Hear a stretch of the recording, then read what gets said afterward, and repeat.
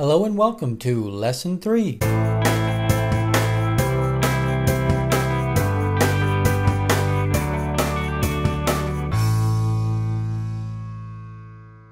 In this lesson, you will learn about making a bid and a scoring system that penalizes a team for not making their bid. You will learn each aspect of the card game Spades, starting with the general mechanics, then getting into the specific rules for the game, followed by some strategy tips to help you win. The lesson will conclude with an example round of Spades to highlight bidding, scoring, and the strategies that will help you win. In previous lessons, you have learned the base of every trick-taking game.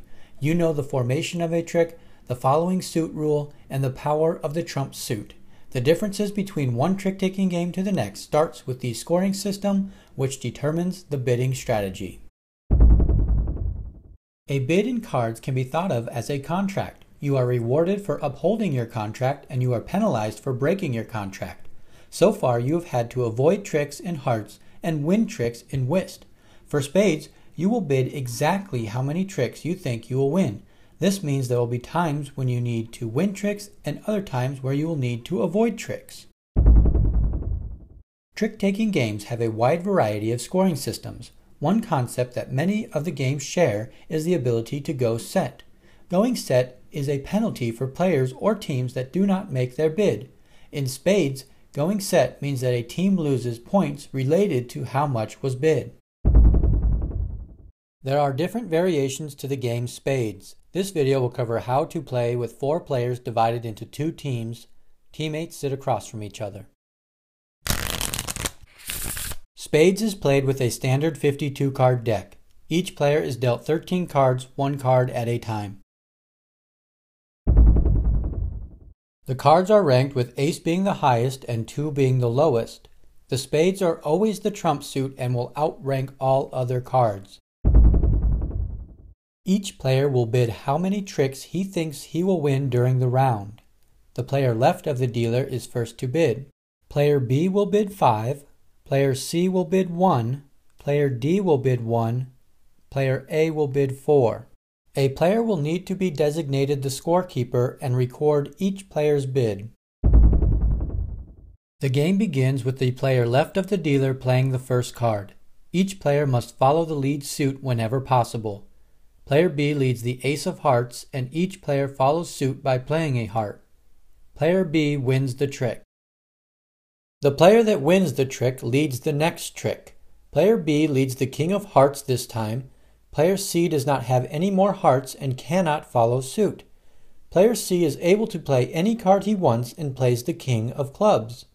Player D and player A follow the heart-led suit, and player B wins the trick with the highest ranking card in the lead suit. Player C leads again, this time with the jack of hearts. Again, player C does not have a heart to follow suit. This time, player C decides to play the trump-suited 10 of spades. Player D and player A have to follow the lead suit with hearts. Player C wins this trick with the highest ranking card. Player C leads the next trick with the 3 of spades, and again, players follow suit when possible. At the end of the round, each player counts the number of tricks won, and they are recorded on the score sheet. For Team 1, player A got 6 tricks and player C got 1 trick. When a team matches or exceeds the amount of tricks bid, they receive 10 points for each trick bid and 1 point for each additional trick won. In this example, Team 1 receives 52 points. For Team 2, player B got 4 tricks and player D got 2 tricks. Team 2 matched the amount of tricks bid and receives 60 points. It is okay that the individual players did not match their bid, just that the team total tricks matches what was bid. Each trick that is won over the amount bid is known as a sandbag or simply a bag. The total number of bags for a team is tallied. In the first round, Team 1 had 2 bags and Team 2 had 0 bags. Each time a team gets 10 bags, their score is penalized by 100 points. If a team does not reach their bid, they lose 10 times the amount bid. For example, if Team 2 were to have only won 5 tricks in the first round, their score would be -60. The first team to 500 wins the game. A spade-suited card cannot be the first card played in a trick unless the player has no other suits to play or if spades have been broken. Spades are broken when a player is unable to follow the lead suit and plays a spade-suited card onto the trick. When a player believes he will take 0 tricks during the round, the player will bid nil. If a player bids nil and does not win any tricks during the round, he scores 100 points. If a trick is taken on a nil bid, the player scores negative 100 points. A team's tricks are separately counted when a nil bid has been made. For example, let's say player A bid nil and player C bid 5. If player A makes his nil bid but player C only won 4 tricks, the team would still be awarded 50 points.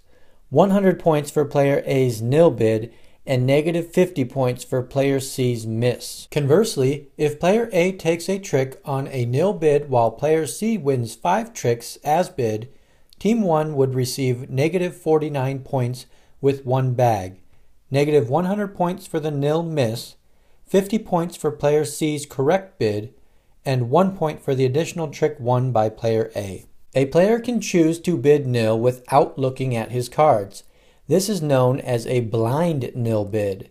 A blind nil is similar to the nil bid but is now worth 200 points if made or negative 200 points if missed. Because the possibility of a blind nil bid, players should not look at their cards until it is their turn to bid. If both teams go over 500 points in the same round, the team with the higher overall points wins the game. When making your bid, factor in your high cards, the length of your suits, and the bids that have already been made. Aces are a safe bet to win a trick. Kings depend on the suit length, and queens should be considered unreliable. If you have a lot of a certain suit, it most likely means another player is short in that suit and will be able to play a trump spade when led. If you are short in a suit, you will have a good chance to trump when that suit is led. It is better to get bags than to go set. Don't avoid too many tricks early under the assumption that you will take enough later. With that in mind, when the opportunity arises to set your opponents, go for it in exchange for a few extra bags. The game begins with player A dealing all the cards out, one at a time. Player B starts with a bid of 3. Player C bids 2. Player D bids 3. And player A bids 3. The scorekeeper writes down the bids. Player B leads the first trick with the ace of diamonds. Each other player follows the diamond-led suit, and player B wins the trick with the highest ranking card. Player B leads the next trick with the ace of hearts.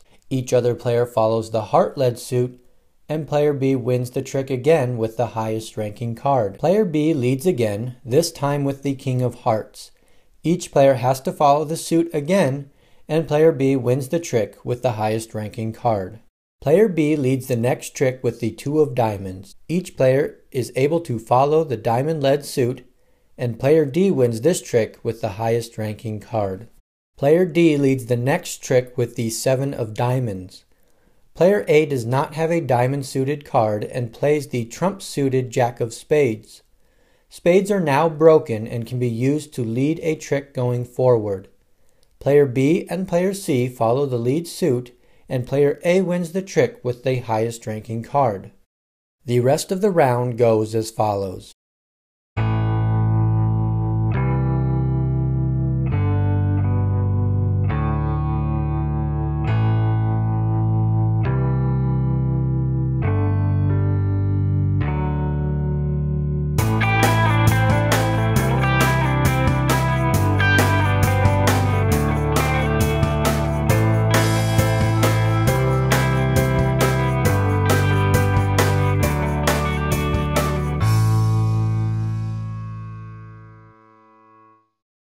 At the end of the round, Team 1 has 5 tricks and Team 2 has 8 tricks. The 5 tricks for Team 1 matches their bid and they are awarded 50 points.